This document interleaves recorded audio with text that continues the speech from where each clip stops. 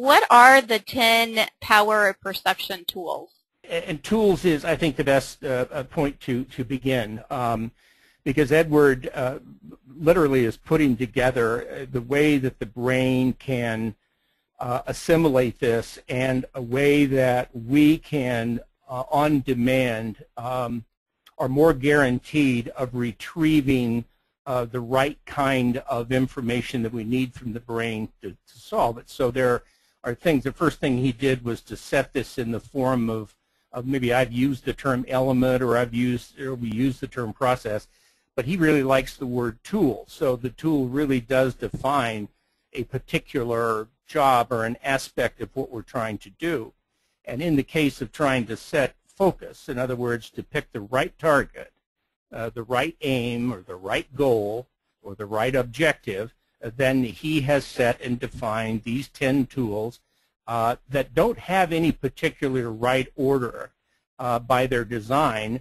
Ultimately, as you become more familiar with them and you use them, then you may put them into order, or you may group them in certain ways, and that may pop up in a question or two, and we're happy to address it. But the first tool comes up is one that is something we all should be aware of on any type of a pre-action. In other words, when we're considering anything following likely a perception or any kind of stimulus, is we immediately ought to be considering the consequences and the sequels. And the sequel meaning literally just what happens, consequences on top of consequences, and it almost is, it just keeps happening again, and it's like a domino effect. And what this is to look ahead and to be able to see those consequences of an action, those implications, and very often, and I think we probably have all experienced where we really didn't do a good job at it, and we paid the piper, undoubtedly. The next tool, number 2, is PMI, and we actually call the tools by name, and in this case, and PMI stands for plus, minus, and interesting. We are all familiar with pros and cons, and we're familiar with plus and minus and win and lose and things like this that are almost in a kind of an adversarial way. But Edward has introduced an aspect into this for our consideration where the plus minus features the good, the bad, but there is an aspect very often that is in the gray area around the observation that says, wait a minute, there's something here that really doesn't seem to apply right at this point, but it is so interesting, I don't want to discard it, and I don't want to put it aside. Now, there's some additional tools in here that you'll understand where this can become a resource for some additional types of thinking. But plus, minus, and interesting could find that ultimately as you scrutinize more the pluses or the minuses, that there could be room for the interesting to be brought back into the equation, and the interesting may lead you to an alternative point, which could end up, quite frankly, being the better way to the solution, etc. Next one is called a RAD, R-A-D, and that's recognize and analyze and divide. And in many cases, we see things in a complexity, and in many ways we stop there and we don't seem to go any further. That complexity may appeal to us, that complexity may be too daunting to go any further.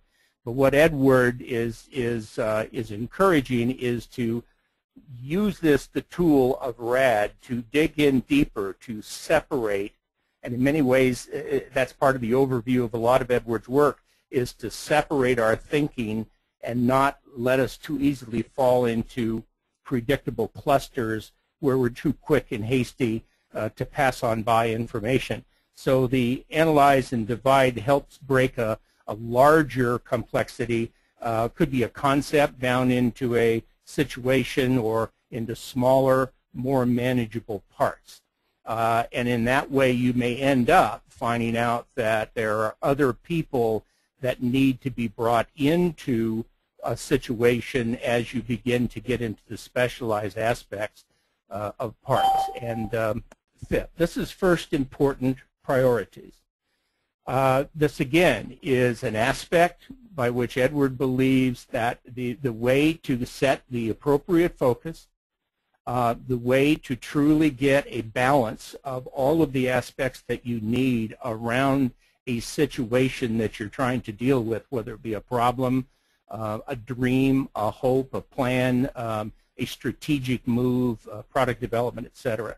The first important priorities is the priorities that guide our choices and our actions. So those priorities are very often in the sense that could come from a financial priority, they could come from a feasibility, geographical location of where something is going to be built, designed, fulfilled, serviced, et cetera, et cetera. So it's very important that we keep those priorities in check, and if through this process priorities become second-guessed some, that can be an improvement. In other words, you may not stay with the same priorities, or frankly, your customer base has changed priorities. You've got to stay with them, so it's very, very important. Whoever owns them, you or your customers, that they pay heed to this as you're going along. Next one we'll have is we are consider all factors. Well, this kind of seems like an if you will, an umbrella effect over everything, but it just is a mindful tool that says, when you think you're finished, be sure you go back and double check everything that you've done, all the possible factors that could possibly weigh in here. And those factors could be people, they could be finances, they could be time, it could be sourcing, just a myriad of things could make up factors, but you want to be sure to explore them before you get to that point of action or decision or whatever, your conclusion, whatever you're trying to reach with this tool. The next tool is going to be AGO. Now, in a way, perception, usually you immediately start out with setting the perception as an objective. It may not end up being an aim, but the important part here is that if your perception is not correct, then what you've got here is a set of tools that is going to help you kind of form a gauntlet by which you're going to test the premise of that initial perception around these tools, and specifically in aims and goals and objectives. As you set up your situation, your project, whatever you may wish to call it. And these become very, very important because they have a way of coming back to help you correct your initial perception. They also enable you to do some mid-course correction back with whether the aim or the goal or the objective was really the focus or the real ambition. And very often in organizations, you may have experienced this, that an aim and a goal and objectives has been set on high, and it has trickling down through the organization, and there is no place to even question the validity of it. That's why the tool set, if it can be engaged within an organization, it kind of helps give more credibility to everyone's input and can very often catch something that could go oh so wrong and be catastrophic, and keep it from that by being able to run it through a checklist or checkpoints, if you will, such as the tools in Power Perception. Next one is APC. This is another thread that Edward throws in most all the things that he is a strong believer that we need a lot more practice and capability developed in alternative thinking. That means around the possibilities and the choices, and that alternatives provide choices. Now that's going to take a little bit of what some people say is out-of-the-box thinking, but I was going to give you an alternative.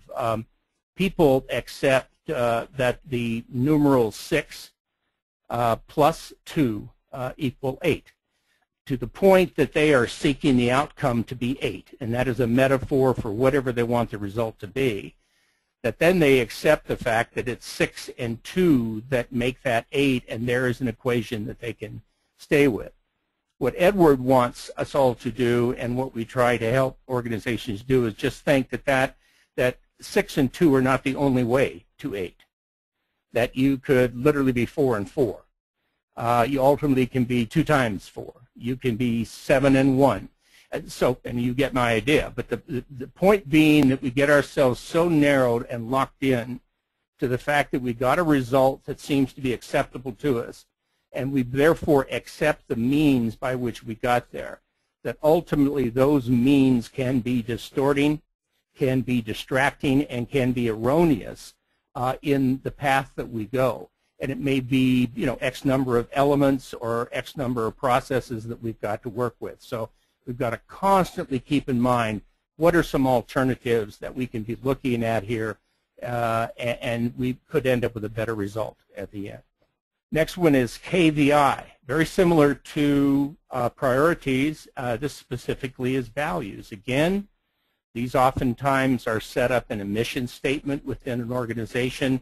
Sometimes they are carved in stone or sit on the tablets up on the 17th floor of the company, and everyone and all of your actions should keep in mind what the tenets of those values are. And maybe they're values set up specifically for the customer base and the way a customer is going to be treated, or the way the product is going to be manufactured. But key values are very important elements of which you've got to, in your gauntlet, make sure that as you're forming your target, you're forming your aim, your goal, that you be sure that they are going to be meeting the requirements of those values, priorities, etc.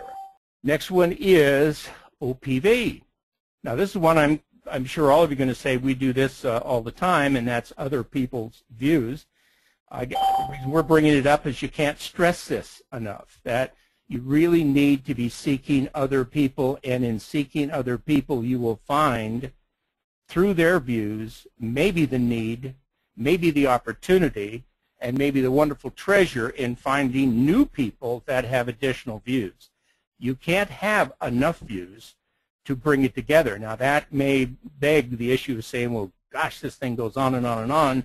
Are we going to get analysis to paralysis? Well, this is where time plays a key role, and where you learn to use time to be very brief, to be very efficient, to delegate people, finding certain things out. This doesn't have to be one person seeking out all of these tools. It could be teams assigned to different aspects as you form the better way to go about the situation or challenge that you're facing. Another one is DOCA. This, in a sense, is almost a kind of a complete equation by itself, but it really does allow you to begin to put together the final threads of moving not just from the thinking, but now going into the operational mode and going into the action. So this goes back in a lot of what we've talked about. We're in the phase of design. That's perceiving what is the right challenge, what is the right focus that we ought to be on, and then we've got to then go to that outcome and decide who is going to execute this, how is it going to be done, in other words, what's the harvest going to come out of it, and how are we going to measure the business impact of all of this. And that's where the DOCA tool kind of gives you a kind of a complete view of in its final form as you put it into place, either as a pilot program or otherwise.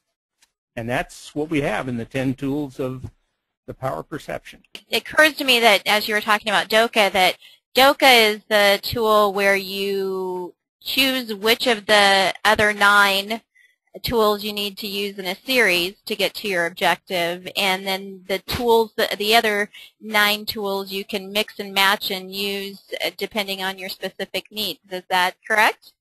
Yes, but not a requirement that you have to in any particular order, and they can be used in any size of a cluster that fulfills it. But yes, it does give you that last leg of scrutiny to have we thought about everything, have we thought about it in every possible way.